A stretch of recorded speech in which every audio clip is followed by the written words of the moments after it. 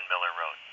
Maynard, Deerfield, Whitesboro, stiff unstructured fire. Stage Road and Miller Road. Caused by a house on the corner, flames from the residence. There's a vehicle in the driveway, possibly occupied by an elderly couple. 1709. Message 6. Do you look up when you hear sirens? Do you know where they're going to?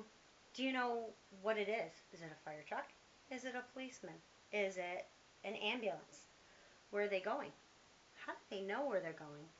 How do they know what they're getting themselves into? Have you ever had a call for help? Have you ever listened to a scanner? Well, who's responsible? Who is the one behind the scenes to get these people to the appropriate places? We all know that the military, the firemen, the police, any type of first responder, EMT, ambulance, paramedics, they're going to something that they may know what they're getting themselves into, and it could flip on the flip of a dime. They are the front lines. However, they're not the first contact. So what is 911? Who is 911? Who answers these calls, and who gets them to the correct place? Back in the day, when there was an emergency, you had to know the correct fire department, police agency, ambulance company to be able to call. Well, what happens when you're out on the highway or you're somewhere where you don't even know where you are? At that point, you had to call an operator, hoping they got you to the correct number to get you the correct information. It took way too long. Way too long. So, according to todayifoundout.com, it was the National Fire Chiefs Association back in 1957 who first wanted to establish this universal emergency number. It wasn't until 1967, 10 years later, that President Lyndon B. Johnson helped get the ball rolling for this.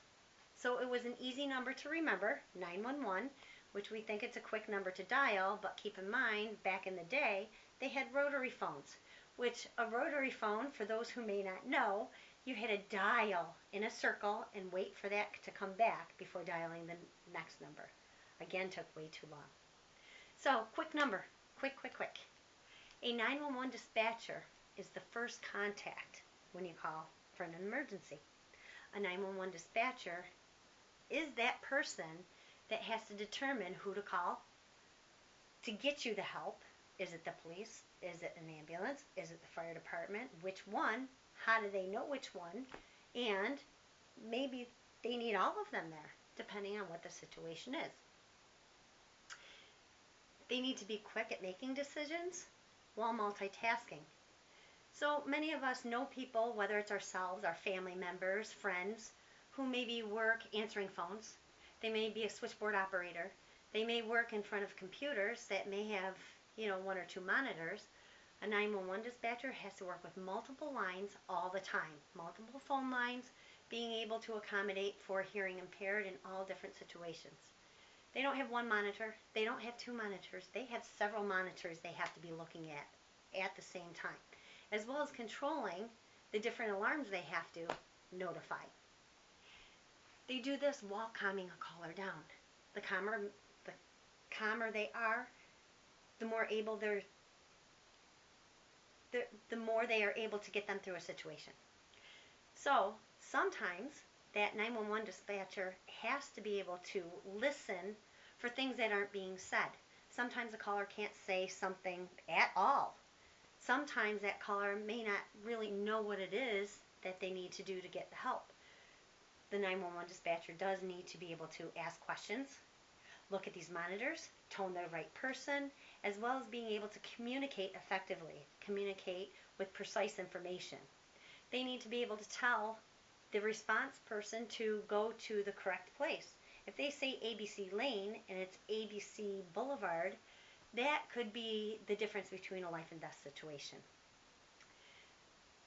The 911 dispatcher does have to talk a caller through situations. That could be performing medical situations. It could be through a hostage situation. So a 911 dispatcher could be trained to do their job, but they don't necessarily get trained to handle the mentality part of it. They have to be mentally stable. They have to be able to handle this outside of work, because sometimes when a call ends, it doesn't end there. They think about it for days, or they could be stressing about it for days. So, as I said a few moments ago, 911 dispatcher has a lot of responsibility, and I am going to read this off the paper just because I don't have these exact pieces of information memorized. But to sum it up, according to 911Dispatcher.edu.org, a 911 dispatcher is professional, has to remain professional, and they are someone who gathers essential information from callers and dispatches the appropriate first responders to the scene. They must be able to take control of a situation that may be chaotic, heart-wrenching, stressful, confusing, and frenzied. They must be able to organize, adapt to multitasking, be level-headed and trustworthy. Their work with the emergency response service often places them in the middle of a life and death situation, so requirements and training for these positions are often rigorous and unwavering. And again, a dispatcher has a huge responsibility when answering that phone call. As you heard at the beginning, there was a house fire, a structure fire. There was an elderly couple that they didn't know whether they were inside or not. So again, that dispatcher has to be able to communicate that information, try to have those first responders know what they're getting into, but again, that situation can change. Those first responders rely on that 911 dispatcher to give them the correct information. So a 911 dispatcher, again, has a lot of responsibility.